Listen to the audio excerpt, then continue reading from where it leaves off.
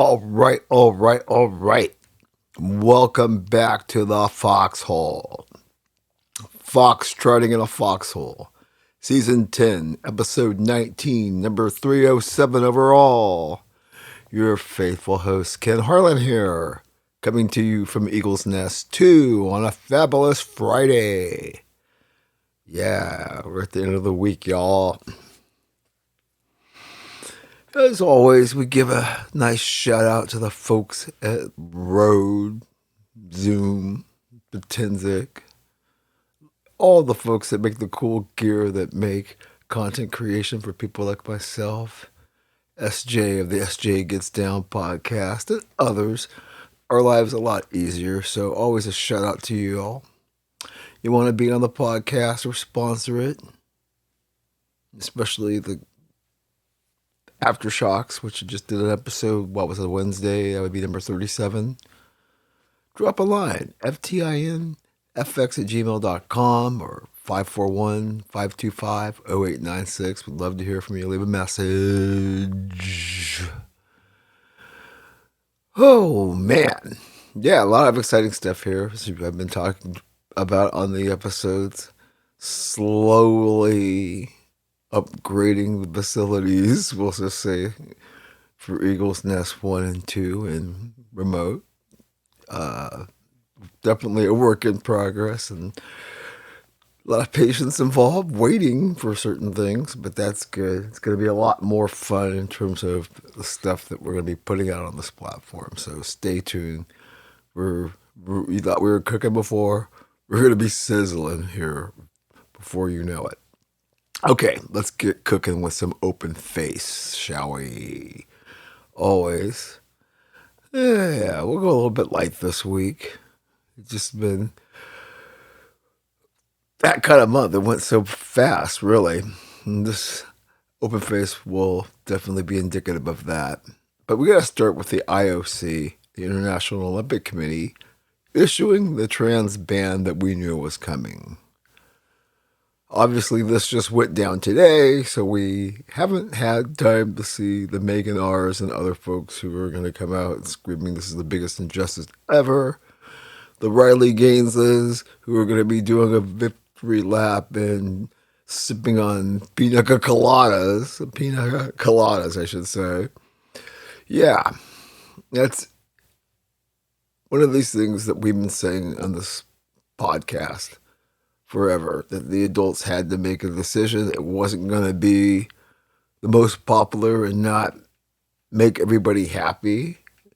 Of course, people have already figured out a way to politicize it and say, oh, the IOC is already caving towards our president in the wake of the Olympics. And like, everything's not about Trump, y'all. This is a fight that's been brewing for a while, and it's not over. Never going to be over. But we can work on creating an open division, which I've said is one of the solutions, a messy one, I might add. I don't know, it solves some things, but not really solves the main thing. As far as that goes, and giving people of equal dimensions ability to compete for those that want to, and why not work towards that instead of turning this into a battleground and being bitter and finding reasons to make content and draw attention to yourself. Just a thought. Okay. Well, this is not going to shock anybody either. The NFL is basically says right, the Sunday Ticket, it's going to be moving to a streaming platform. And this is for businesses, basically. So if you're a bar, restaurant, someplace that will show the Sunday Ticket and have people there. In other words, you watching our product, you're going to have to get a stream box. Basically getting into people's pockets again. And, I spoke about the whole Netflix debacle the other day, and I'll get into that when we get to the Nightfall of Diamonds. But yeah, this is going to be interesting. As we all know, the fluctuations and as far as quality goes when it comes to streaming. And so the idea of a Sunday ticket and making bars upgrade their equipment, the dingbats in the bars half the time don't know how to get the Sunday ticket anyways. You're going to make it harder. So yeah, because they got an extension for DirecTV for a couple of years, but it's time to move aside from that. So yeah, something else to keep an eye on this fall. The draft is coming way sooner than we think, given how fast March went. And of course, we're getting news out of the Still City where this year's draft party will be held. Folks are already jacking the prices up. Ridiculous for hotel rooms, Airbnbs, all kinds of activity that you would normally do that wouldn't cost you that much. All of a sudden, it's going to cost you everything. It's kind of disheartening, but this is the world we live in. Okay, let's do a little looping here. What have we got going around the globe? Well, you see the thing with Cam Scattaboo getting in hot water. He made some remarks about CTE being an excuse, asthma being an excuse. I mean, part of the Pebbles and Bam Bam, or not, the Bam Bam twins routine that he's, crafted very well. I might add, which is fine. The old heads and some, sage-like folks came up and chatted with them, kind of diffused it. And, the way he plays, I forget who it was, but it makes sense, right? Because everybody's saying, hey, you have to stop playing the way you are because you and your quarterback always going to be in the blue tent. But this is how I am. So I get where he's coming from. It just kind of came across as pretty insensitive. I mean, maybe if you left the asthma comment out, yeah. I mean, the CTE, all both of it is just... But no, he was... The Giants, and I'm sure other players, especially folks who really have some serious debilitating issues from that, had a word with them, and it was diffused pretty quickly. So good for everybody involved. I think it's interesting also, this whole thing with George Gervin, the real Iceman, right? When we talk about paradigms of cool, or paradigms for cool, that dude. And, Caleb wants to trademark this, and I saw that a while back. I was just thinking, this generation, well, even if they don't know, but it's kind of hard for someone like Caleb not to know about the Iceman and, right? Like the whole thing with Lamar and Troy. And this will get all settled, but it's just like so silly. It's like, come up with your own moniker, right? Nobody's going to forget the Iceman.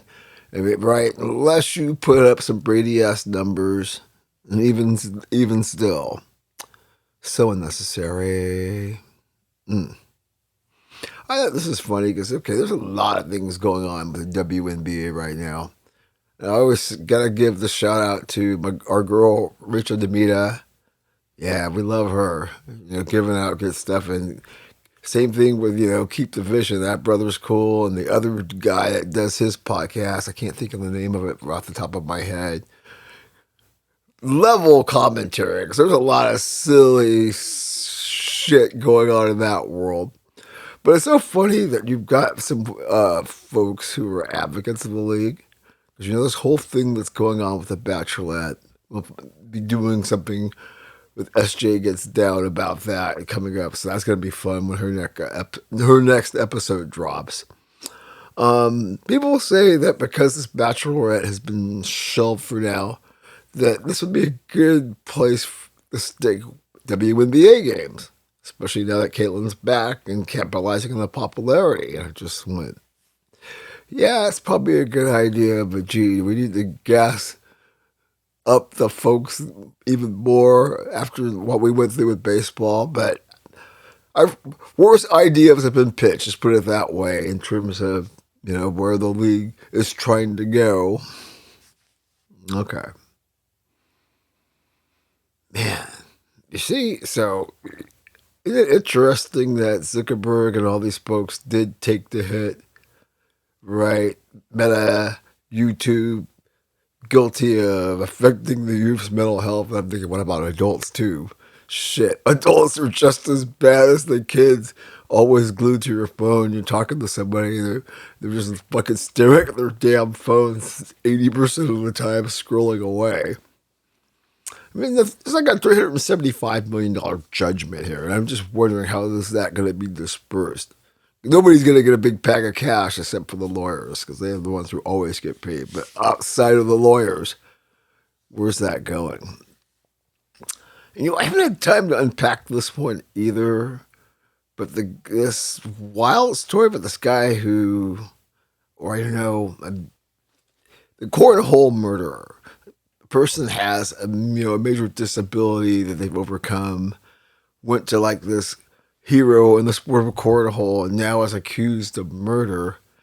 Can't wait to see Annie Elise, right? Life of the 10, I think is her podcast. And find out what the real scoop is. Either that or see if Ashley Banfield has something to say about it. All right, folks, that's enough for this open face. We're going to keep it rolling here. When we return, we're going to do the 43K view. See you momentarily.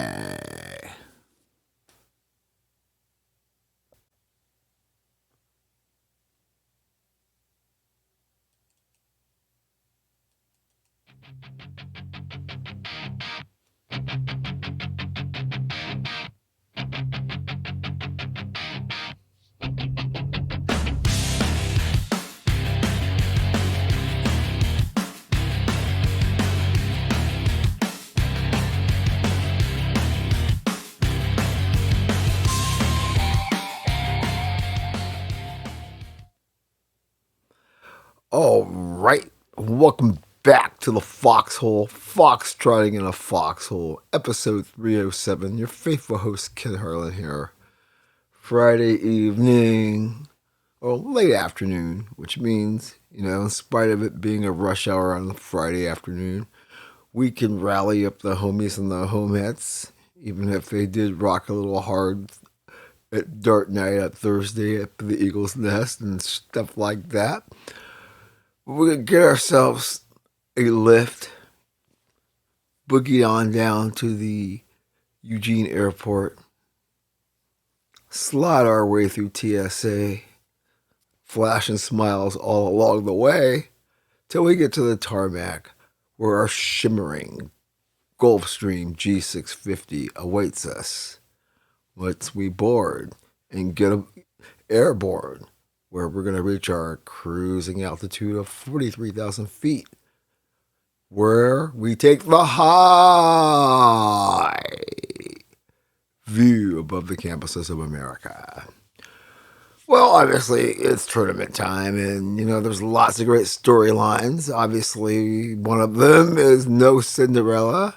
Cinderella supposedly has been killed by greed in the new structure, and more nuanced conversations have gone on this week. I talked about it at some degree in the last aftershocks, so I try to be repetitive, but it's true. A lot of folks have come out and said a lot of interesting things. Got to see Doug Gottlieb make the rounds again, making more profound things, saying more profound things, and others as well. Carrie Close is definitely rocking the boat with her statement, basically saying she's at the breaking point. Doesn't know how much more she can deal with this. And I was like, yeah, I totally understand where she's coming from. Maybe we'll get more along those lines in a closer look. But let's see. Let's break a few things down here. I am watching. I would flip flop. I was setting up, and St. John's had control of the game. Now that I'm about in the second segment of this podcast, Duke is up by 7 with 3:12 in the first half, and Michigan and Alabama are just getting underway. Obviously, Iowa making all kinds of noise, knocking off defending champs, getting the big win last night. The Big Ten making a huge statement with 3 teams already in and Michigan still to play. If there's any question in terms of who is the most dominant conference in Division One, it's football, basketball. We're seeing it with the Big Ten and what they're doing right now. There's some good stories. I mean, obviously, High Point, missing the Sweet 16 by the narrowest of margins. But at the same time, when you dig into High Point, see how elegant their crib is. They got money.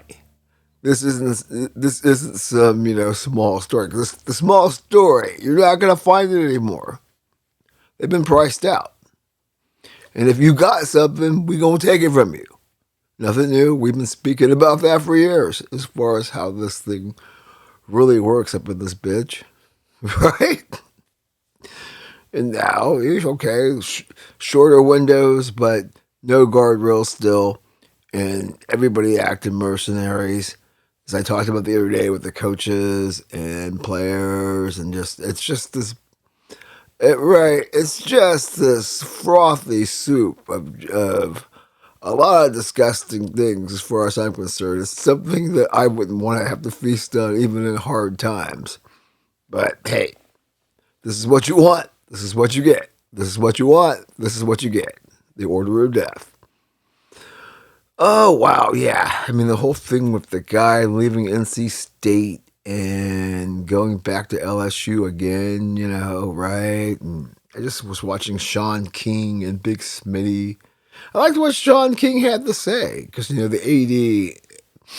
at NC State, was all teary-eyed about getting informed by email and right? Just the heartlessness of it all. And Sean King said, well, shit, when you fire us, you're pretty heartless. So don't expect sympathy when you'll turn us out the door, tell off of your assistants, get out of the building, come and get your things later, or we'll mail them to you. And I thought, yeah, there's something to be said about not really feeling any empathy for these schools because when it comes to turning your ass out, they want that key fob, and they've got somebody from HR standing at the door watching your ass the whole way.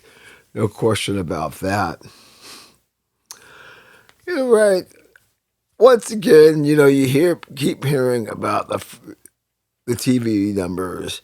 Oh my God, the first round numbers of March Madness. It's the highest since 2011. But based on what metric and how are you cooking the books?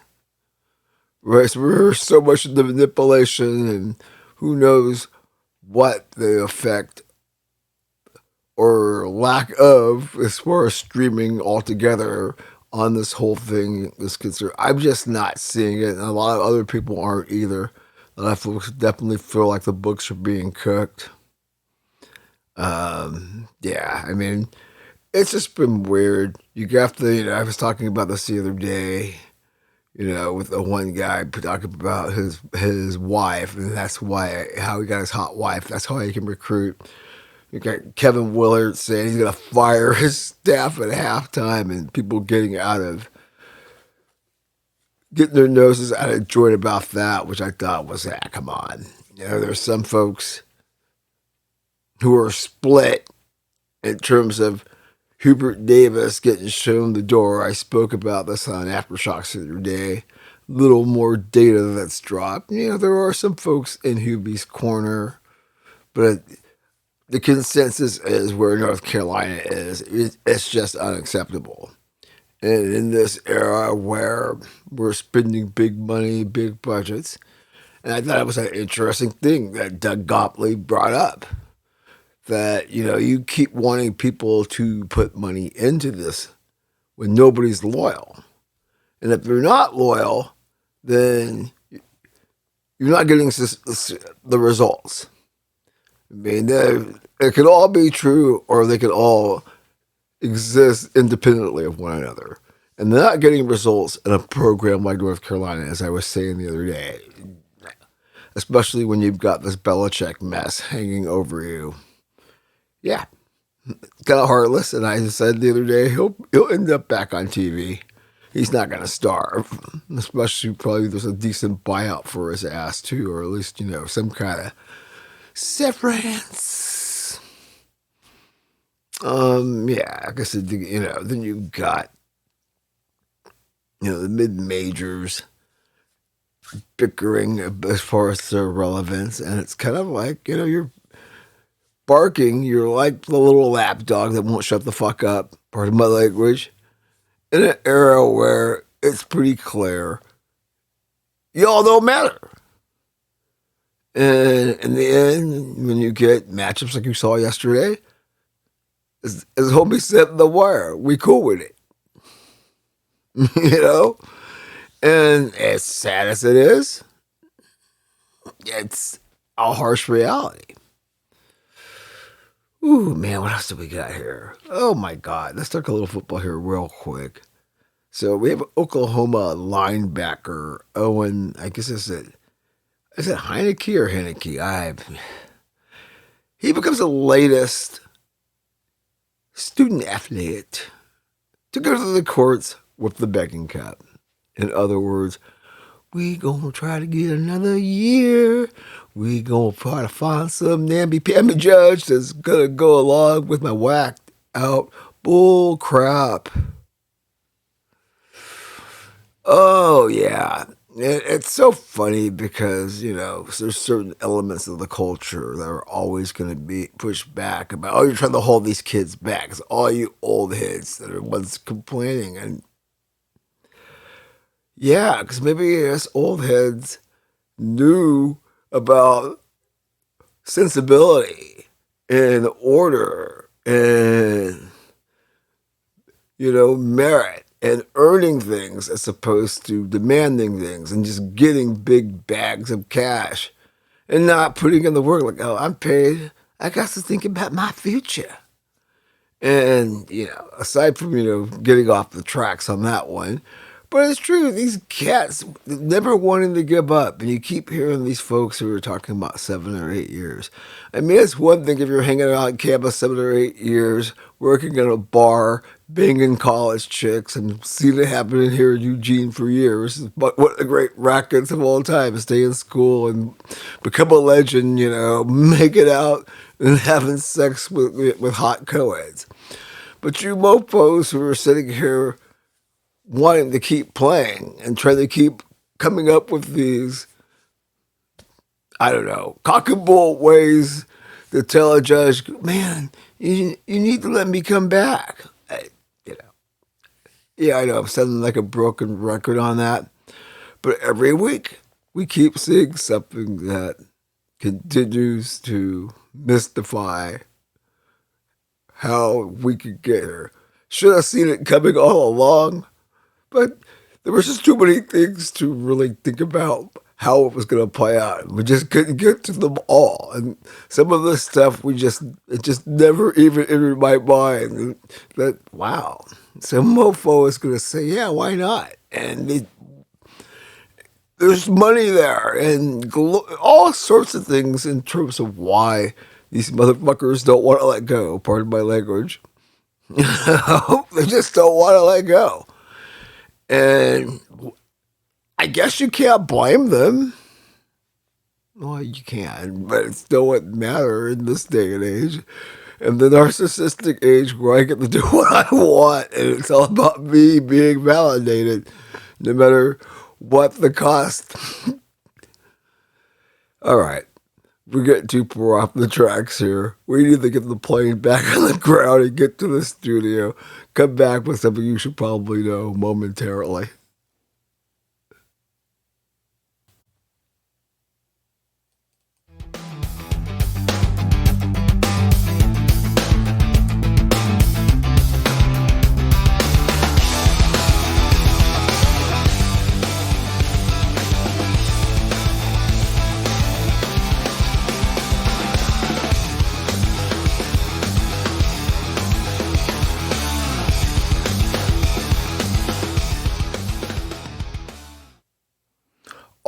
right. Welcome back to the Foxhole. Your faithful host, Ken Harlan here.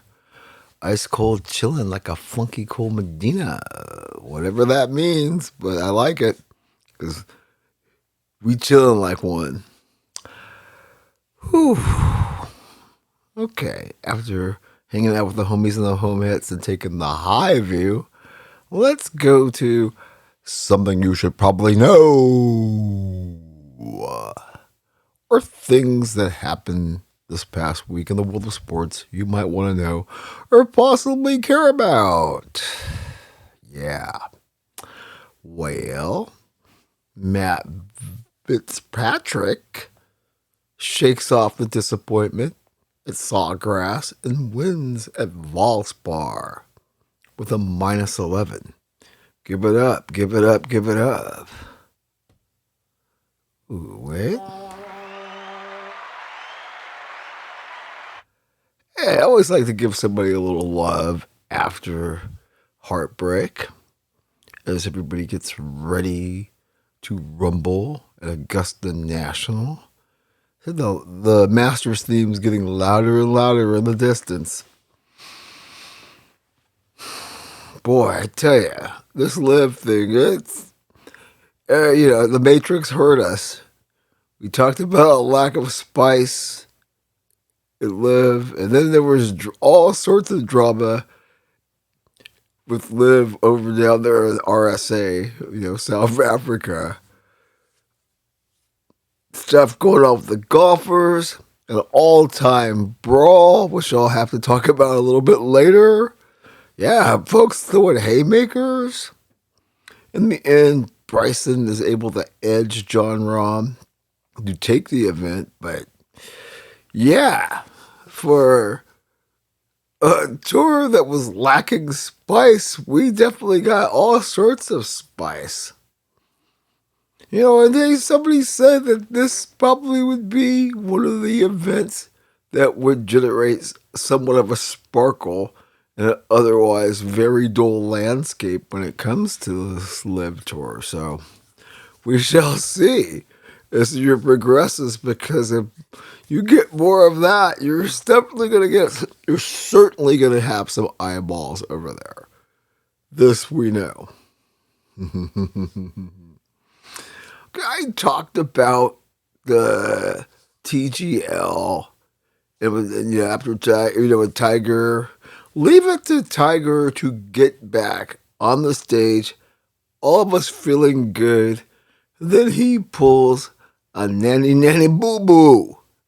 Now, this just happened this afternoon, so I haven't had time to unpack this, because I'm sure once I do, there's going to be lots of awards to be handed out in TMC every time. But apparently it was on a rollover, refused to take a sobriety test.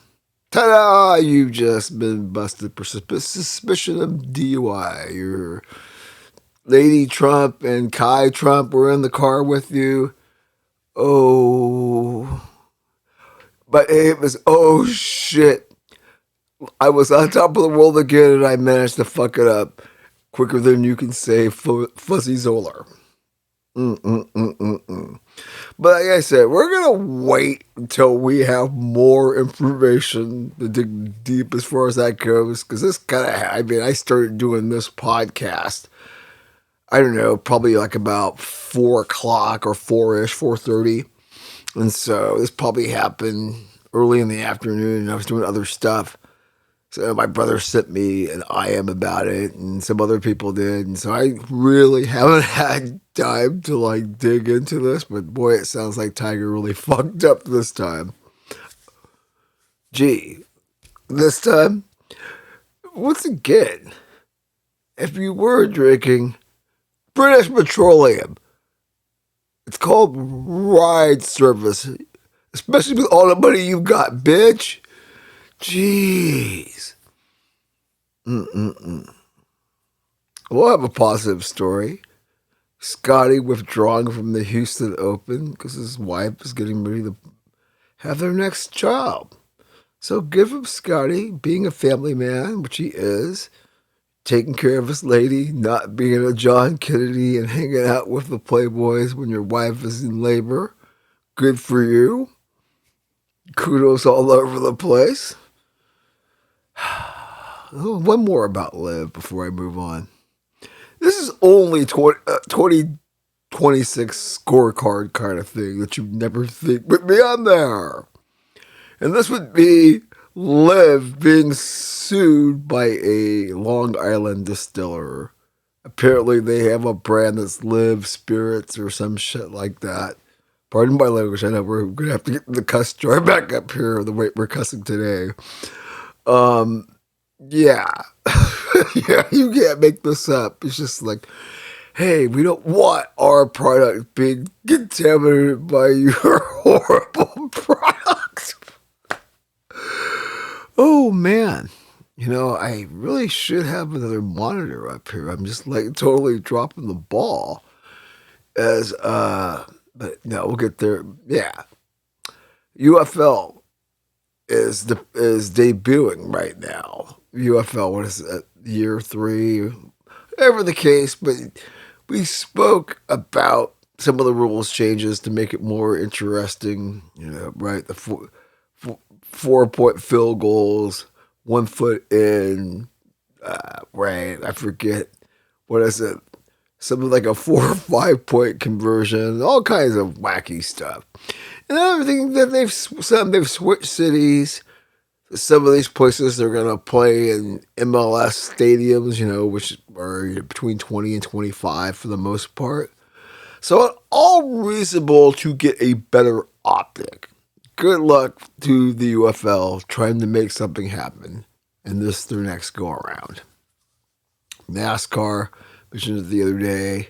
Tyler Reddick, as our man, the quarterman, pointed out, is a hell of a driver. And he's showing that, taking his 4th checkered flag. I mean, why did we think about it? We think the Toyotas do have an advantage, as we talked about with the cornerman on Aftershocks last week or so. And Tyler Reddick, man, could drive a car. And we love Jordan coming out there and actually saying more to the NASCAR people than he probably said the whole time to Mike Trico, and still made $10 million off of that. Okay. 4th win, 6 races for 23XI. Nothing to sneeze at. I don't know, fair or foul, NASCAR suspending Truck Series racer Daniel Dye for mocking Indy driver, what's his, David Malukas, kind of, I guess it was some anti-homosexual, LTQBA, something kind of thing. I don't know exactly what it was. I know the Outkick people weren't too happy about it, and other people were saying, yeah, it should have been harsher. Go figure. Oh, I love that. We'll move to some more positive. I love that Mad Max and Lewis Hamilton are not at odds with each other, but they have differing opinions about the next gen cars. It's just something we talked about when we had the cornerman on Aftershocks. Mad Max bitching every step of the way about them. And Lewis Hamilton, who's having a little bit of a renaissance, if we're just going to look at the short sample we're working with here, is like, oh no, man, this is cool. We rolling with this. And Mad Max, which, is kind of off to a very disappointing start in the 2026 campaign. Where nobody's panicking that he won't get it together, but if you listen to the interview I did with Jim, the quarterman, yeah, it's, in a way, this is all kind of playing out in the way that he kind of said it would. And not to be surprised if certain things happen. So, yeah. I mean, I'm guessing I'm going to try to set something up maybe, 6 or 7 weeks into this. Have a little short chat with him and get a follow-up. Because, every time we talk to him, we seem to get more dialed in as far as that world is concerned, which is always a good thing. Anyway, lastly, let me go to the world of mixed martial arts. I know we're still reeling from losing Chuck Norris, but somehow we're going to have to live, our lives without having our protector Chuck Norris around to make sure nobody comes and picks on us. This kind of sucks. But Conor McGregor, yeah, that Conor McGregor, doing what he does best, fighting away at the conversation, always dangling a possibility that we might be blessed with his presence, and sometimes sooner than you think. And the strange thing is, people always get sucked into it. And the thing that's not surprising about it, nothing ever comes. But yeah, here I am talking about it, and then other people on our podcast are mentioning it as well, which gives an inkling about what Ronda Rousey was saying. And we all know how tired she is. Ooh. All right, folks. We're sizzling on the griddle. When we return, we will talk some association and some queens of the court, maybe. See you momentarily.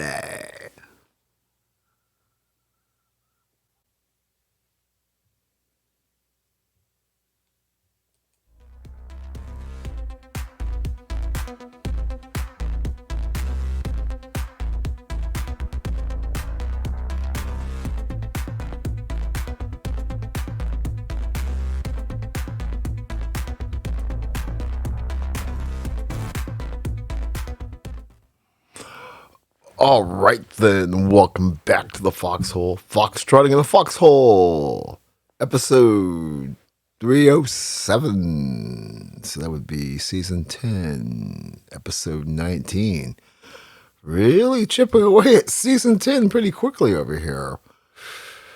Okay, let's go to the hardwood and talk some association. Well, big news this week was the NBA announcing that they're going to move forward with step one of the Seattle and Las Vegas expansion, which means we're mulling it, forming exploratory committees, and all that stuff, and basically saying, yo, bitch, how much this is what it's going to cost you. Okay, the sticker shock phase. All of those things.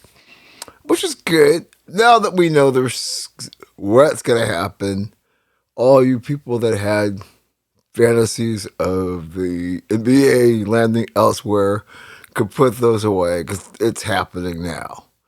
And whether or not you think Seattle is a creation of the old heads and for the old heads, whatever. Too stupid to realize what a great sport city Seattle is. I can't help you. It's happening, and I think it's wonderful. Especially since, for us who live in the Northwest, and having that Portland-Seattle rivalry revived is going to be fantastic. What the hell is there not to like about it? Yeah, I know all kinds of great stuff here. But this Duke St. John's game's back and forth. Forgot to mention about Oregon State's AD stepping down, Scott Barnes, after all these 8 years. Really interesting there. Last stuff going on in the Northwest, but we're talking NBA here. Along with the expansion rollout talks, the NBA has rolled out 3 anti-tanking proposals. They're interesting. I did get a chance to unpack that, not necessarily from a deep dive to analyze if any of them are workable, but looking at it, it's kind of interesting. Some of the things that they want to come up with, the numbers, but basically, but the teams that don't make the play-in round and the teams that really sucked, basically giving them an equal chance in the lottery. I think that some of the punitive ways they were thinking before, not going to work. You got to come up with something that keeps it interesting, gives people a chance. Definitely takes some of the incentive away from just fucking losing and hoping you get a generational player. Although where we are now with the mix of Euro and American players and great players, I guess if there's somebody like a Wimby that's generational, but generational players don't come around. They wouldn't be generational players if they came around and they were a dime a dozen. So, okay. The anti-tanking. Yeah, I mean, all three of them, it's interesting. And I think you have to do something just like what we spoke about Aftershocks and how they're trying to live in a world that load management is an accepted practice. It's part of right. It's part of the culture. It's part of the business. That's why you want to rescind, all the tough barriers you threw out there as a deterrent. Deter shit. You don't want to reduce the season to 65 games. No, man. We want that. We want that money. So, as we said the other day, I mean, not rocket science here. What we talking about?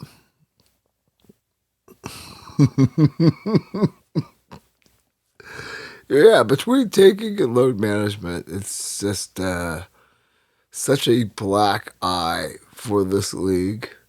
And then the fact that they also are in charge of the whack balls, known as the queens of the court. That circus.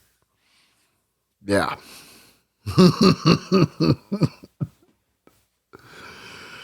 It's an incredible pyramid, y'all. Yes, it is. Okay, let's get the train back on the tracks. Interesting stuff on the court. It started out with the Lakers. They finally did lose to the Pistons, as I mentioned the other night. And then they string, I guess, and they won again. Luka put up great numbers. Loss to the Pistons does make you look at them a little bit more suspiciously, even though they have beat a lot of good teams in the West. I guess the jury's still out on them as far as, can they get out of the first round? Because if you get out of the first round, you get that confidence. And I do think with the people they have on this roster, they will have a certain swagger. But as we know, the Western Conferences do some deep dish pizza. There ain't no gimmies. Interesting week for the Celtics. Oh yeah, before I get to the Celtics, isn't it interesting about the whole thing when they beat the Magic with that, Kennard buzzard, and Luka got a 16th technical foul, which would have made him miss the Pistons game that I just mentioned. That wouldn't have mattered since they fucking lost with him. See, made me cough, got me all pissed off talking about that stuff. I guess John with another Slovenian, and the cat said something about his mama, and that's why, and that's how the Lakers were able to go to the league and make their case. This is so 2026. Yeah, I know. I don't even want to try to run that back and make it make sense, but yes, that's how Luka got the 16th tee, which would have made him miss a game. But the Lakers were able to plead his case with that story. I'm telling you. Interesting week for the Celtics. So they lose to the shorthanded Timberwolves. Was that like Sunday night, I think it was? I was just thinking, yeah, I mean, and they collapsed down the stretch. But then they rebound to end the Thunder, as I was talking about on Aftershocks the other day. Right? This team that won 11, 12 in a row, and nobody's talking about. So the curse of the curse of the Foxhole strikes again. I was, giving too many flowers to them. The Celtics said no. The hold my shot and beer. So, San Antonio still looking around like, oh, yep, we looking good. Wouldn't be saying, give me that MVP. Okay. The Rockets collapsing on Wednesday. Like it was like one of the biggest overtime collapses in NBA history. They were like I don't know, 13 or 14. And the shorthanded Timberwolves, once again, rising to the occasion, come back and go like a 15-0 run. And that's when I look at the Rockets and some of the things I've been saying here and on Aftershocks about this is just a team that we think is, they say is good, but nobody respects or believes in. And they keep doing things like this to sort of like, I know, KD catching all kinds of slings and arrows. Rightfully so when your team collapses like that. The Hornets beating the Knicks. Was that last night? You gotta wonder about the upper echelons of the Eastern Conference are kind of looking around the room just like saying, man, I do not want to have to deal with these bows. I don't want to deal with these boys in the playoffs because they are looking more and more like it's going to be a rough and tough battle, whoever draws them. I have to look at the bracket here and start talking about that more. A good win for them. The thing with the Knicks, that's funny. Stephen A. Smith, who's all over the place. Talk about somebody who, since he has all this money and all these followers and he's so popular, boy, the insecurities of that guy. Now he's beefing with Josh Hart. I mean, geez, it's just weird to me. Almost like maybe there's something going on we don't know. Because this desperation to just stay in the limelight, to stay relevant. Because in a way, he has been becoming more and more irrelevant when you think about it. And it's not about someone like Jason Whitlock or a Cam Newton, giving him opportunities to work himself into to these things. But this thing's like fighting with Nick players. You're just a personality, dude. Stay in your lane, as you're always trying to tell people. Okay, all right. Man, I saw the story about if former Laker Trevor Ariza. This kid plays, but I think I've heard about how broke he is. I just think, what more cautionary tale with these dudes? And, Ariza played long enough where he made some long coin, right, as an NBA player. And, I don't want to sit here and be too jolly judgmental. I made my mistakes. But I ain't never made that kind of money either. Because I know the kind of fun I would have had if I was making NBA dollars. But, whatever. I just think it's more of a cautionary tale when you see this. And especially now that these fools are getting money at an earlier. There'll be some smart folks that have good money managers, but there'll be some people who are like, yo, where the booty, where the coke, where the fast cars. Ooh, boy. Okay, let me flip the script here. Let me talk a little Queens of the Court. As I said earlier, it's back to business.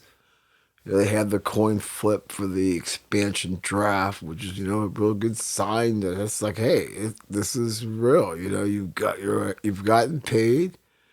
We found out today that the Fever will play 39 of its 44 games in NBA arenas.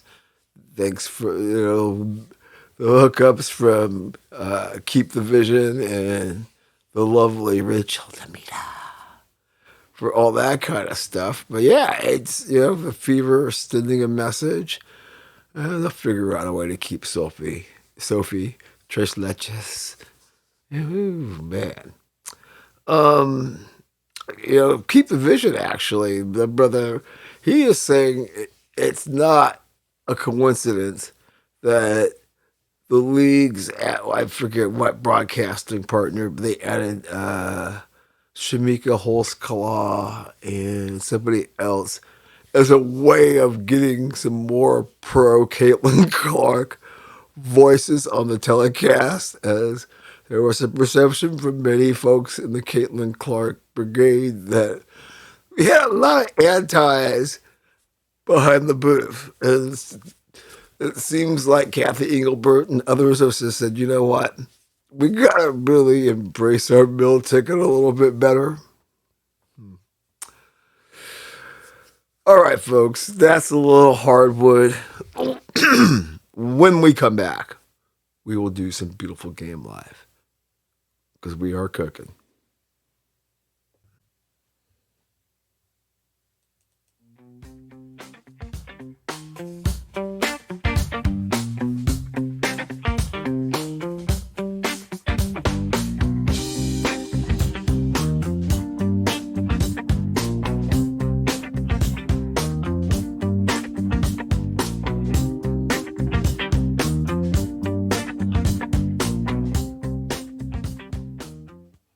All right. Boogie to the beat, down to the bounce. Foxtrotting in a foxhole. Your faithful host, Ken Harlan. Ice cold chillin' like a funky cold Medina. Whatever that means. Well, it's time to go pitch side. We're on the international break. That was funny when I first started getting into the beautiful game live. You all know those of you who follow this podcast and have been around and have heard me tell some stories, know that I kind of came to the beautiful game late in life. Being a bigger fan of the sports that are popular here in the United States.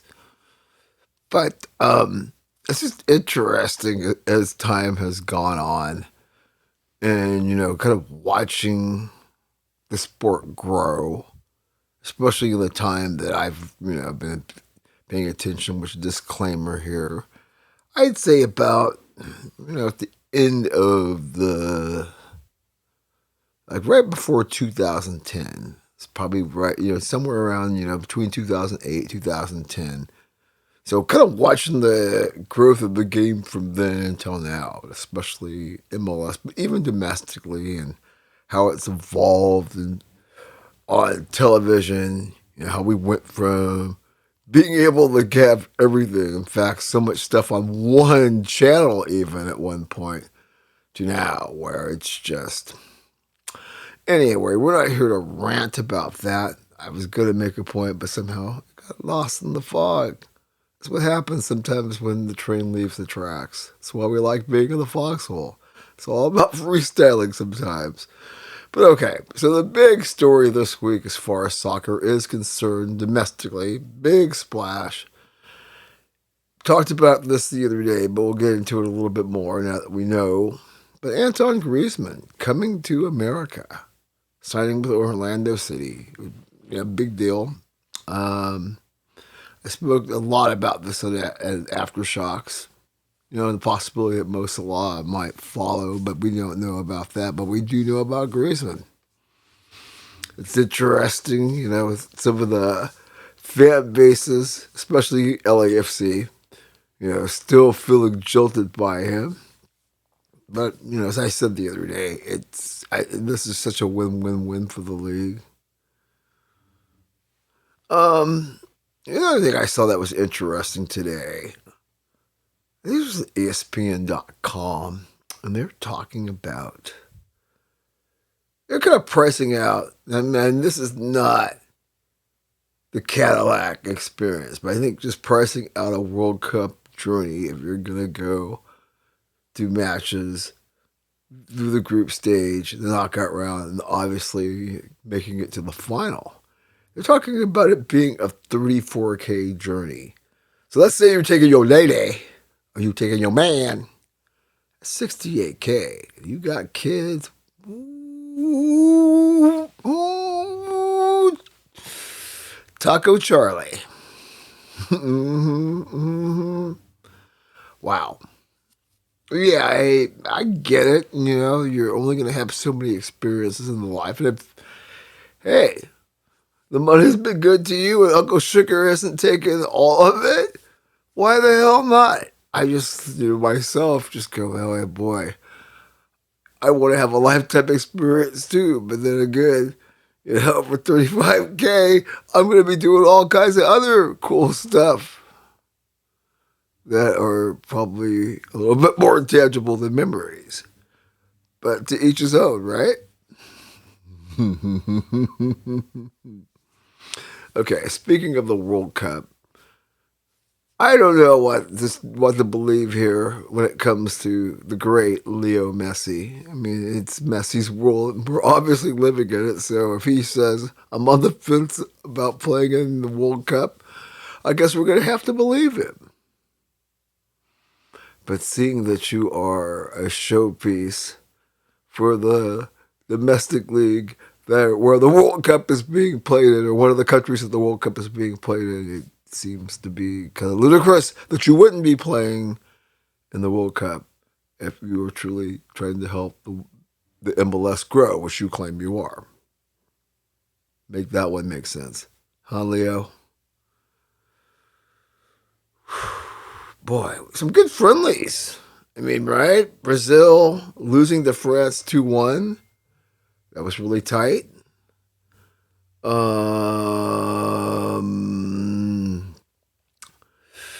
You've got, God, that England and Uruguay ending in a 1-1 draw. Uruguay getting a late one. Like I said earlier on Aftershocks, or I said earlier this week that the U.S. is going to be playing Belgium and Portugal, so we're looking forward to that. Speaking of the United States men's national team, you've got Christian Pulisic, CP10.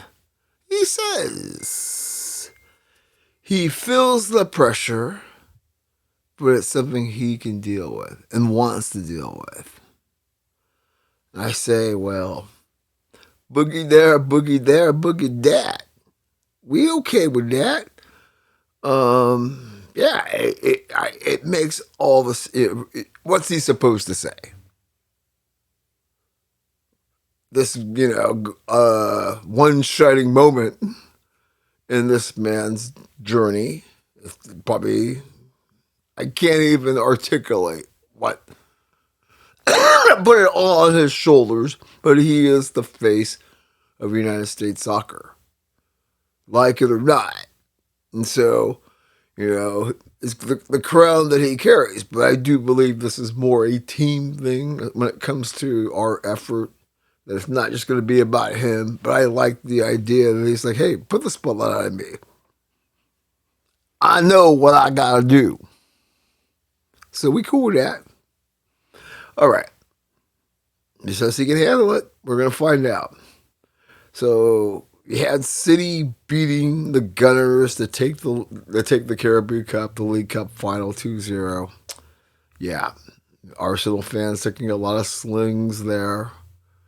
The Spurs are in serious trouble following the loss to Nottingham Forest. It's just like, what the hell, Spurs? I have to talk to my man Ian about this one. Okay. PSG is back in first after dismantling Nice, and they have a game in hand. So that's, there you go. Over in the MLS, LAFC Austin played to a 0-0 tie. So, Messi lifts Inter over New York City Football Club at Yankee Stadium. That was a fun match. Messi getting into the action. Not sure what the hell is going on in Philadelphia. They've lost 5 straight to start the MLS season. Cut bait with your long-term coach. New era starts off like this. How long is this new era going to be before there's even a newer era in the city of brotherly love? Or over there in Chester, as we would properly say. The crew, not really faring much better. Right there, you have the post to win. Kind of interesting to see what's going on with them and this new era for them.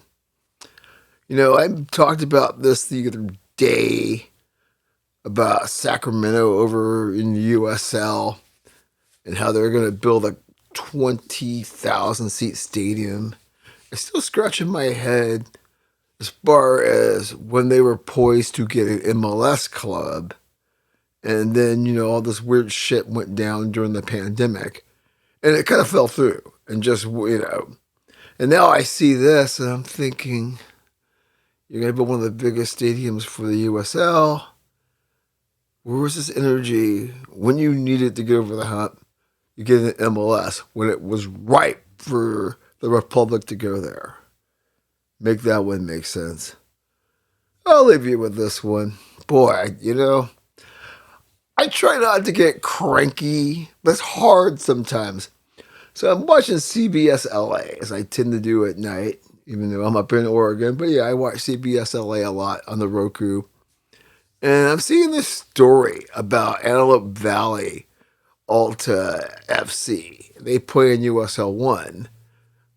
And, what used to be Lane United was going to be Sporting Cascades FC playing year 1. Playing teams like AV Alta FC.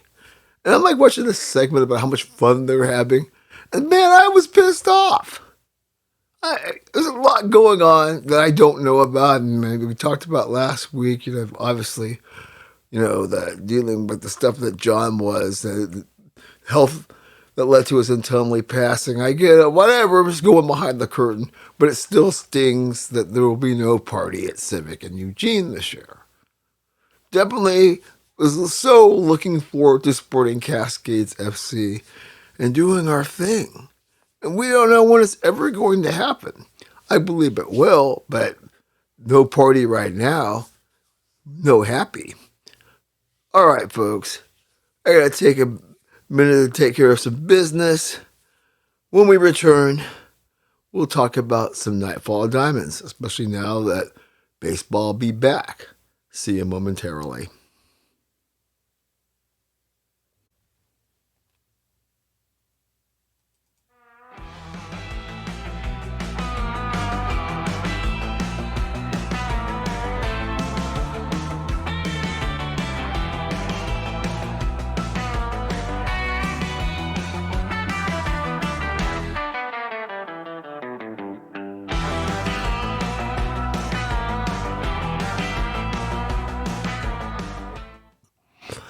Okay, welcome back to the Foxhole.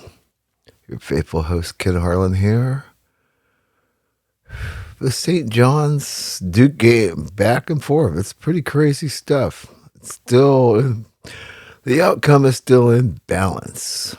Duke holding on to a narrow 3-point lead with 40 seconds left. Oh my, try to stay focused here. Especially when we're talking some Nightfall Diamonds. We'll do a little Dark Star Crashes because that's how we roll. What's going on in the hippie world? Well, I did a little sampling this week. Kind of see what folks are talking about in the various Facebook dead-related groups. Looking for that post. Because I was fishing for it, obviously. Trying to find out folks that are really clamoring to keep the party going. And almost insisting that it has to go on because that's what Bob wanted. And yeah. It's fun. Folks that don't want to let go. Then other folks who see things like Graham Lash and friends as, well, the torch has already been passed. You just haven't realized. Yeah, I know. It's so nutty. It's going to be an interesting summer, right? The first summer, really. Now that you think about Bob being gone for a little bit, but really the first summer without Bobby, and without this, really. So, but yeah, discussions are there, and who knows what. It is 2026 after all, so what rabbit might pop out of the hat? The Tricks rabbit, as far as that's concerned. I think it's interesting that the Biscuits are headlining one of the nights at the Telluride Jazz and Blues Festival. Like the Biscuits? The Biscuits? I don't know if you've ever been to T-Ride, folks. I went and saw Fish there way back when. Yeah, well, no, not that way back when, but the other way back when it comes to Fish playing in T-Ride, the modern one. And yeah, the Biscuits playing up there. Now, I'm glad I have my senses, because otherwise I'd be like, sheesh. I know, SJ, if SJ gets down, wants me to go to this festival outside of St. Louis, Biscuits and Daily Bread and others. Boy, I guess that might be a bit much for me. But you get me to Telluride, see some Biscuits. Now you talking some S there, child.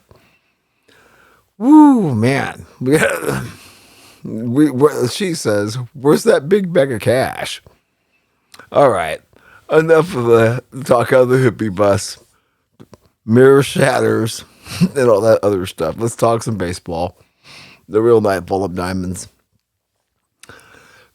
So much fallout from the Netflix debacle. I'm glad I wasn't the only one, because this was happening while I was cutting Aftershocks 37 episode, just talking about how pissed off I was. And I'm glad I wasn't the only one. And the fact that my experience was so crappy, I missed some of the other irritations from that night. I mean, from just an over saturation of ads and ads going on in Game Time and people just talking about that hour and a half pregame show just being torturous. Elle Duncan getting the reception I knew she would. And people, once again, asking the question I've been saying, of all the people you want to pick to be the face of your sports,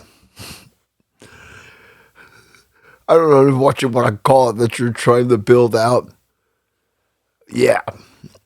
Insanity on full display as far as that's concerned. But we did get a good Barry Bonds story out of it. And of course, we're already questioning the veracity of it. The whole thing with Barry could have been a Yankee. But supposedly George Steinbrenner said he had to sign the contract by, 10 a.m. But we're just like, FYMF. I mean, FYMF. And it didn't happen.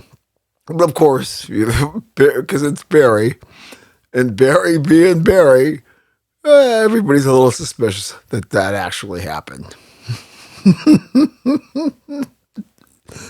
But hey, Barry, I give you it. It's a great story. The damn great story. Okay. You've got 5-time Golden Glove winner and World Series champion with the Cubs when they win that. What was it, 16? Jason Hayward, just saying. I got me some Golden Gloves, World Series ring. I'm Audi 5000. Good for you. No doubt. We did talk on Aftershocks, the whole weird thing, the road from Sacramento to Vegas and how more strange it's becoming. Had a great discussion as far as that goes. I thought it was kind of interesting that, Netflix somehow missed the first ABS call in Major League history, being silly. But the fact is, we're day 3 of the 2026 season, and so far there hasn't really been any belly aching as far as the rollout of the ABS feature. So hopefully it stays that way. Time will tell, right?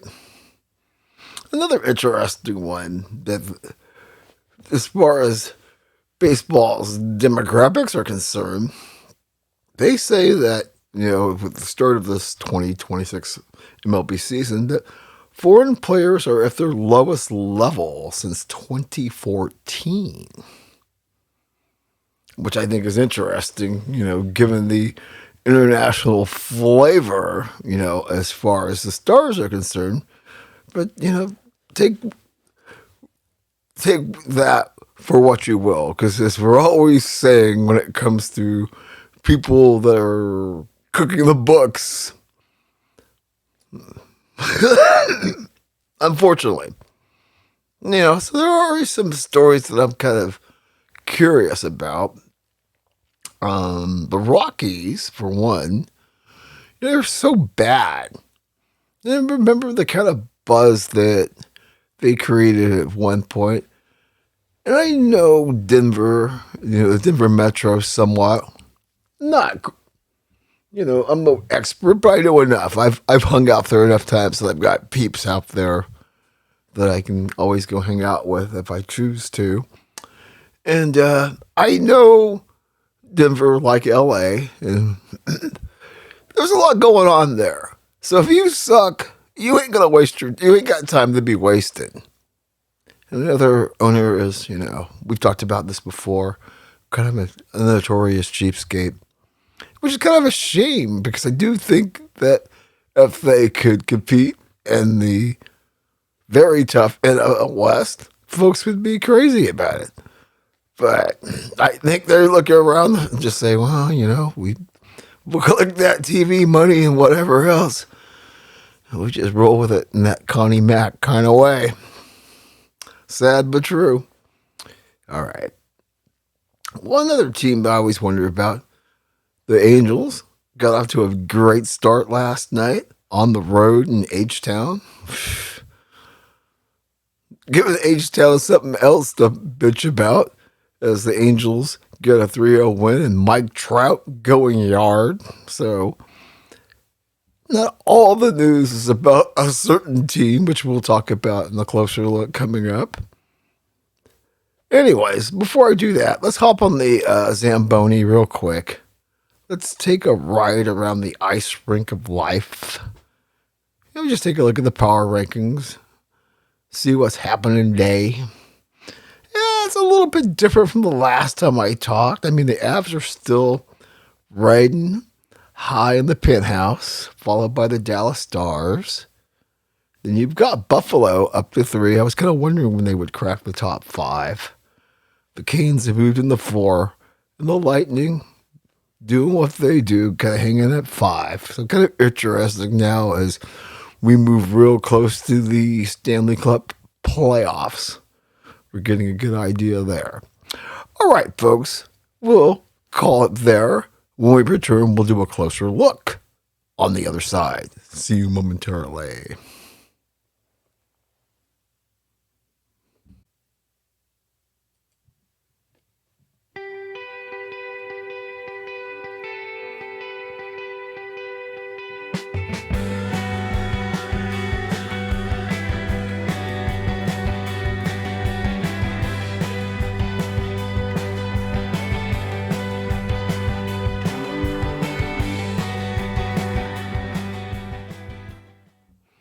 All right, welcome back to the Foxhole. Your faithful host, Kid Harlan here. Ice cold, chilling like a funky cold Medina.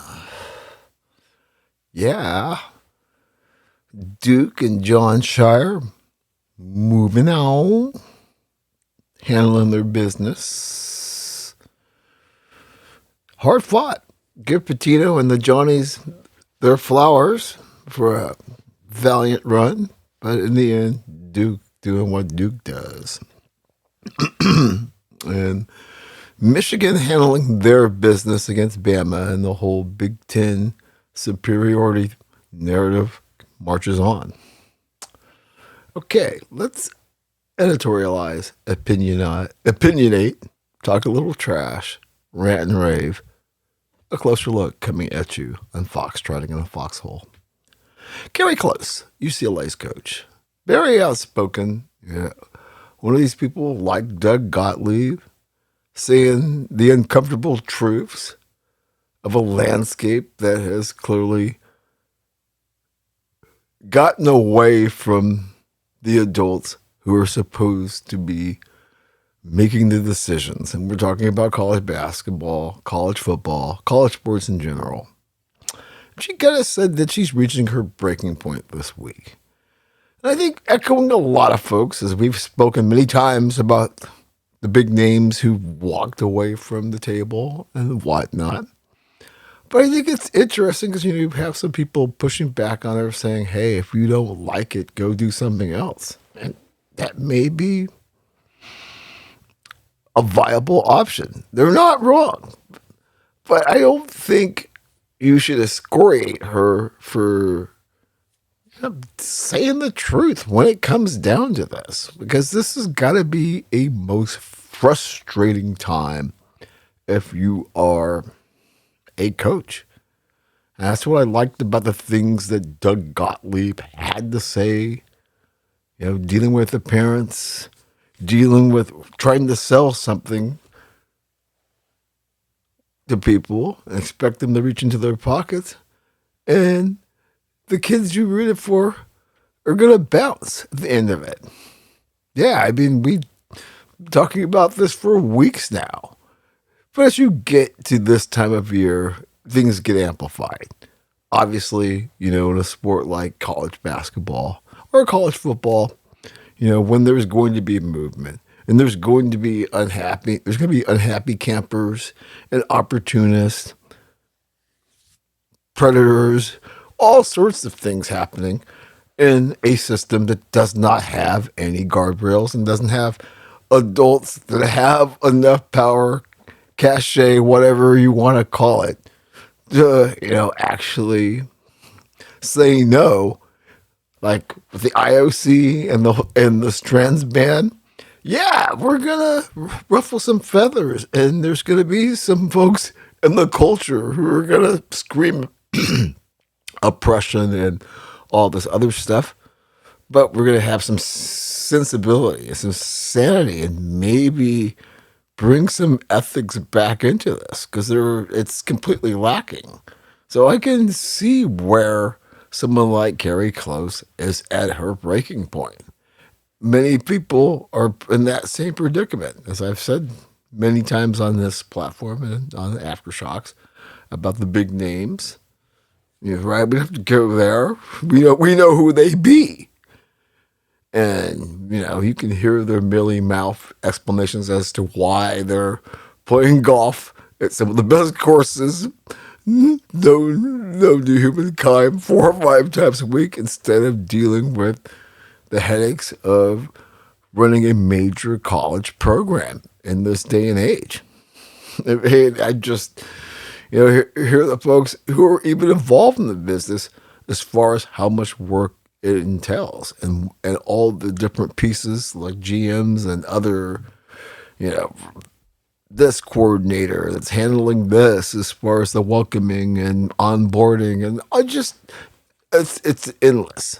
A lot of money. And when you start talking about it, we said this the other day, when you start hearing about rosters, $40 million, I mean, this, LSU and all this stuff going on there, bringing on the kid that's a rapper,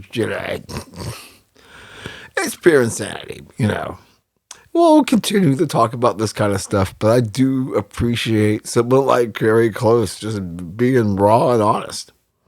Okay, so speaking of Gary Close, who's the coach of UCLA in Westwood, in another part of LA, not too far away, the Dodgers opened the 2026 season.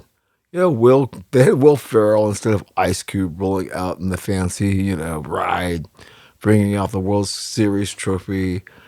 They, get to unveil another banner and, the baseball with the year that you win. And, the atmosphere, in spite of it being expensive, is all get up. Looking at the prices, I talked about that the other day. But whatever, that's all forgotten when you see everybody there, and the Dodgers doing Dodger kind of things. It's kind of like Dodger Unlimited, right? And like I watched CBS LA, I was saying that earlier, and I'm like watching all these features.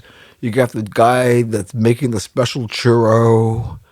You got the one of the major top rated bakeries and their Dodger donuts. I mean, everybody's getting the cash in, right? You're watching, the morning anchors like Rachel Kim and Jamie Yuccas, and they're like breaking the stuff down better than some of the people on TV. I'm just like, oh damn.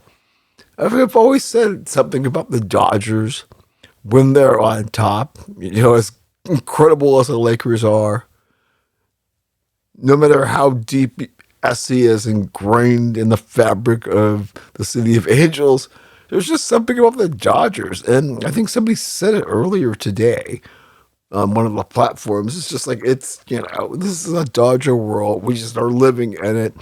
And if you don't like it, you just somehow have to stomach this while it's going on. And who knows what's going to happen as far as that goes, given the resources they can generate. And then, it's crazy because you got to see the new branding that was unveiled because, right, they made the deal with the Japanese fashion company. So it's like Nglo or whatever you pronounce that, filled at Dodger Stadium. And it's just like, yeah, you put the clothespin on your nose when you see that, but it's like, okay, play ball. And after the Dodgers went down 2 runs and they scored 8 runs and blah, blah, blah. And I'm just like watching everybody on the local LA news just sitting there glowing and I get it. If you hate the Dodgers, you gotta be miserable having to ingest all of this. I totally get that. But at the same time, it's just like going, wow, it's something else. I mean, shit. You see Magic Johnson, it's like, hey, I'm about to get my 18th ring. And I said, man, this is your 18th ring. And, I think folks don't give this guy enough credit for all the things that he's got in his hands. And we all know he's a pillar in the NBA's history. But I'm just thinking of all these teams that he's been a part of, like LAFC and a team in the NWSL, obviously the Sparks, the Dodgers. The Commanders aren't there yet, but I'm sitting there thinking, since he is there, and I always think he might be the one to yell at some of those folks in the front office and be like, hey, man, I know about winning. And I'm like, 18 rings, there's something to be said about it. I mean, let's be real in terms of whatever his role may be, but hey, having that guy in the building apparently never hurts, man. That's all I'm saying. And being part of the Dodger mystique right now, yeah. All right, folks, we've chatted that up a bit. When we return, we'll get you out of here with the NFL report and some TMCA time. See you momentarily.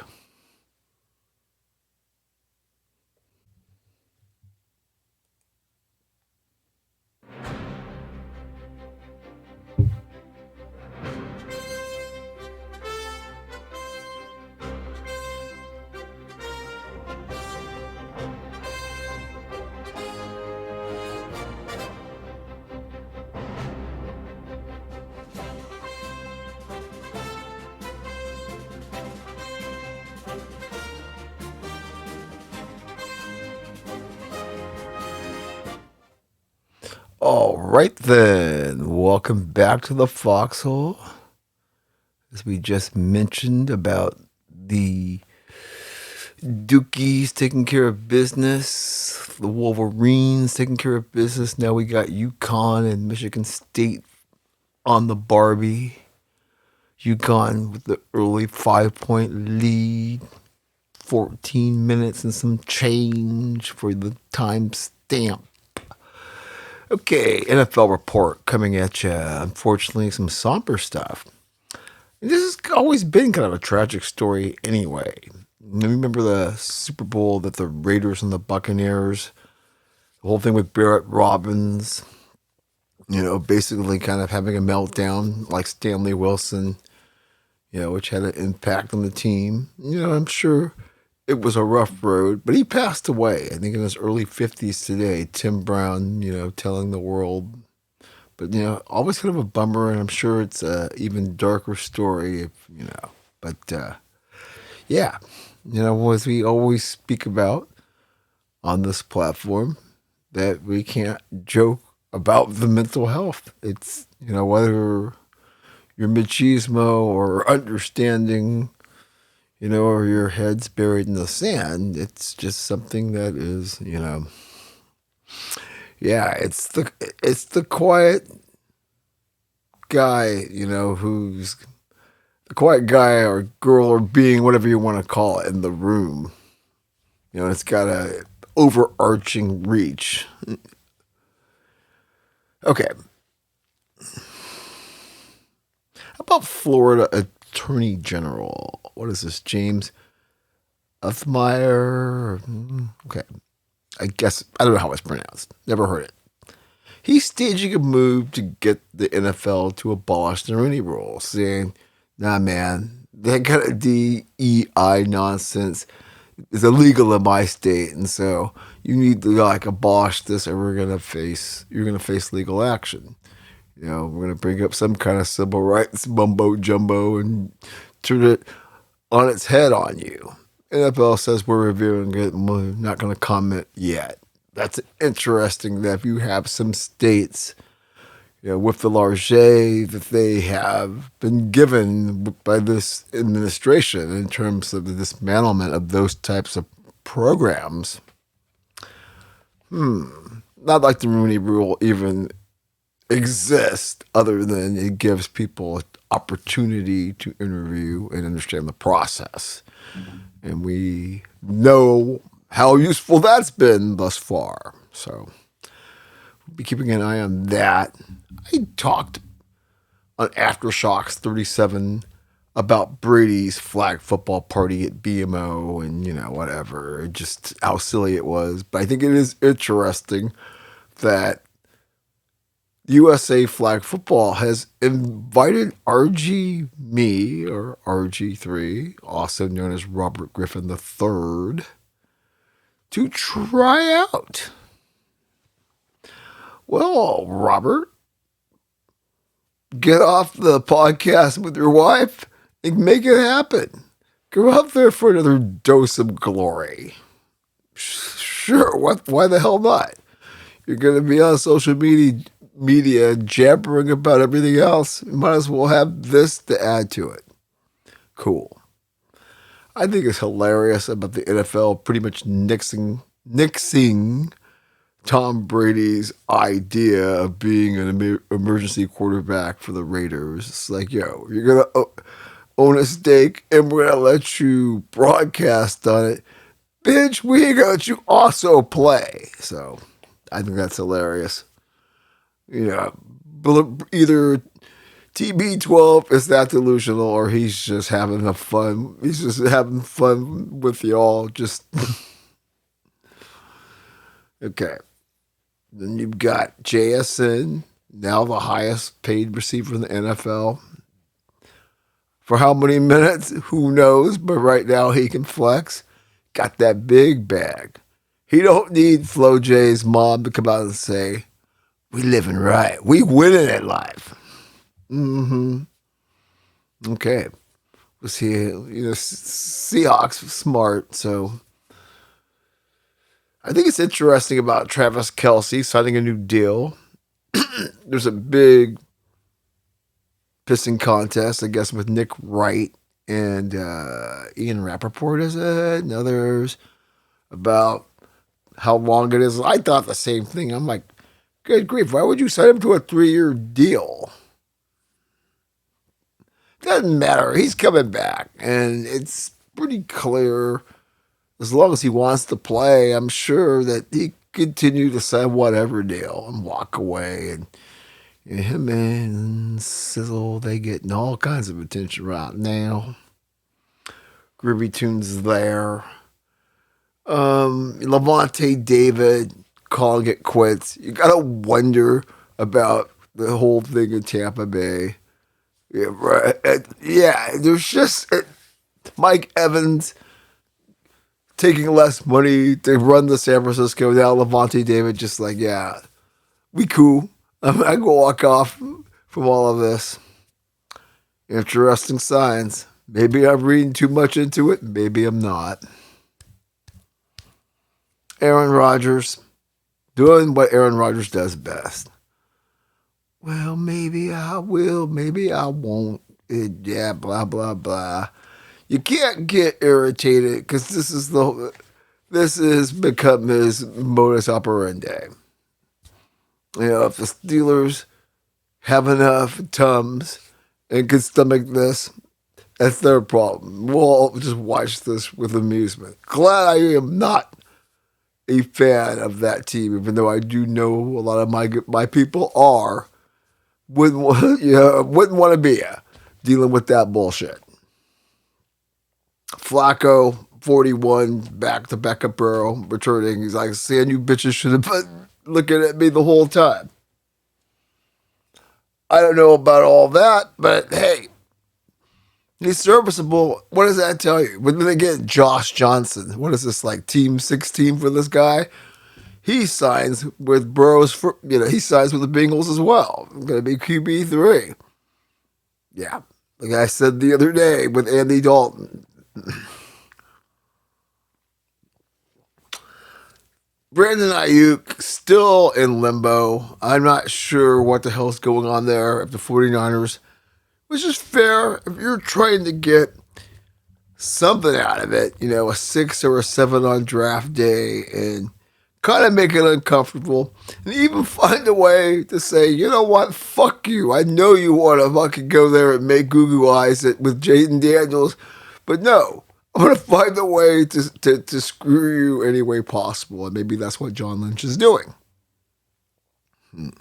Speaking of the Commanders, oh my God, this fucking ownership group, at it again. So coming up here in mid-April, they're going to reveal new uniforms. And because they had the throwbacks last year, the fucking wackos that need to have their Redskins, you're going to gas these people up. I hear the Indian logo is not coming back, which disappoints many people. Oh, man, why do you do it? I get it. The rebrand wasn't yours. Is the only reason why I'm giving you slack here. Right, when Daniel Snyder wanted to, when he did that, and Ron Rivera. So, okay. But boy, you just keep gassing these people up, and it's just not a healthy thing, especially if you are going to continue to be the Commanders. As I say, I love the Commanders. I loved I want to go forward with that. But if you're going to go back to the Redskins, fucking do it. And pardon my language, just do it and suffer the consequences in this madness one way or the other. Because, right, they keep gassing these people up, giving them ulcers, driving the rest of us who want to move on insane with, having to see them dominate all the conversations. Okay, I had the rant with that. Tush Push will not return in 2020. Tush Push will return in 2026. Excuse me. Translation, the Eagles didn't win shit last year, so y'all ain't complaining about the Tush Push. There is no unfair advantage when you don't win. Yeah. Okay. The trucks from the foundry have arrived, carrying those stainless steel bowls of the smelliest varieties that come in complimentary, regular, and XL sizes. And we're talking stainless steel bowls of the smelliest varieties. For those whose actions during the week have earned that distinction, or as we like to say, them being who they be. It is TMCA time, y'all. Consult The Wire for the inspiration. Tommy Cavalcante when he first gets elected mayor and takes office in Baltimore. Yeah, what is that, like season 4? Okay, where are we starting? Um, we're gonna call this. We're gonna go 2 XLs for the Hall of Shame, and yeah, because I don't know who's what. We're just gonna say complimentaries all around. You judges in Alabama just being shameless when it comes to anything involving the Crimson Tide to give these fucking players who have no business getting eligibility. Now this thing with Holloway. Shame, shame, shame, shame, shame, shame, shame, shame, shame. You know what? Make that 4 XLs for the Hall of Shame, because this is some shameful ass shit up in this bitch with that. Okay, but for the Hall of Shame, the complimentaries all around. I said this earlier about the Lib event in South Africa and RSA, man. Oh, man. That was some wild stuff. At a golf event, no less. I mean, they're just like saying, Scottsdale, hold my beer. Not only are we going to outdrink you, but we're going to have some octagon shit up in this bitch. Okay. I got to give an XL to Puka Nakua. Biting and dropping some anti-Semitic wax tracks on somebody? Come on, bro. I don't care, man. You gotta be better than that. Wow. Wow, that's 2 XLs. Fuck it. You biting somebody in the anti-Semitic, no matter what you feel about Israel right now, brah. No, that's not good. Okay, complimentaries all around. This is, this one's innocent, but come on, folks. I know, as I've said, I've broken it down. All you people out there who really do want to get naughty with Caitlin Clark, y'all need to stop, man. So she gets to be a photog, as athletes are doing now, and she got to shoot some great pictures at the Lakers and Pacers game in Indianapolis this past week. You all making a big deal about, good grief, the Caitlin Clark effect is real, but stop simping. It just gives me great insight into how you guys really love this next door girl with the dark hair and because the amount of simping for Caitlin Clark, it just kills me. Even my man that I give props to, keep the vision. He's just, oh, yeah, they're going to stop doing this to Caitlin Clark. But yeah, all you simps out there, man, come on, stop it. Okay. I'm gonna give this guy local. I'm gonna give him a regular. I mean, you're selling 2 tickets to go see Ye. Yeah, Kanye for $500 a pop. I mean, you'd have to pay me $5K to probably even not go to one of his shows, but even to put on some of his music at this point. Come on. Okay. Emmanuel Acho. Man. Just basically being the clown prince of the internet since your ass got ran from TV. And, being able to inherit all these followers because you were able to get the channels. But just kind of, for someone being articulate, really being a clout chaser in the worst way, yeah, you're making yourself relevant. Ugh. I'm going to give you an XL for being the clown prince. I'm going to give all you yintas sliming for clicks. I'm going to go 3 XLs for the Hall of Shame and XLs for every one of you. And that's Stephen A. That's Jason Whitlock. That's Cam Newton. Marcellus Wiley. Kwame Brown. Who else is in this shit? Oh, man. Yeah. Obviously, anybody involved, the zestiness of Speakeasy, on and on. Just give them awards. So sick of this shit. I mean, and you all want to frame it around, yeah, well, men talking men. Bullshit. You guys are the hens in the sewing circle trying to build up your brand because, hey, we're so bored, we need to be entertained. You athletes beefing somehow moves the needle, even has people like me talking about you all. Jeez. Stop slimming for clicks. Hamilton star Christopher Jackson. So he sang the national anthem, for opening day for the Mets at Citi Field. Flubbing the national anthem. Don't you mofos practice this shit? I don't want to hear about nervous jitters. If you have been the star of Hamilton, you obviously shouldn't have butterflies for a moment like this. I'll give you a regular. I mean, it's possible, but I'll just give you a regular. We'll be nice. I'm going to give 2 XLs to the departed Christy Nome. I mean, just blatantly spending money on beauty products and other stuff for your cowboy fucking photo ops for the Department of Homeland Security. Come on, girl, and getting the naughty and putting your husband through all that, and give him one for just sitting there and taking it, because a homegirl bringing that fat check home. Ooh, boy, I know I went there. Okay, that probably means we've reached the gate.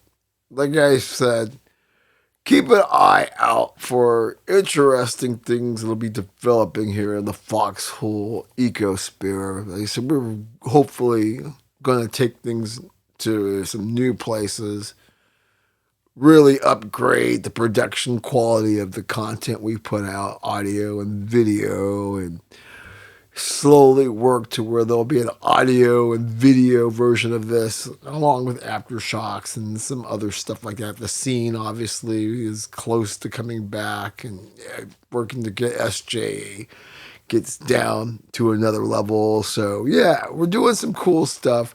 Stay tuned as we move through spring into summer. Yeah, this is going to be some high flying, high fidelity content. So with that, we like to always say, stay sane, stay safe, have plenty of adult beverages, good food, good company with the people that matter.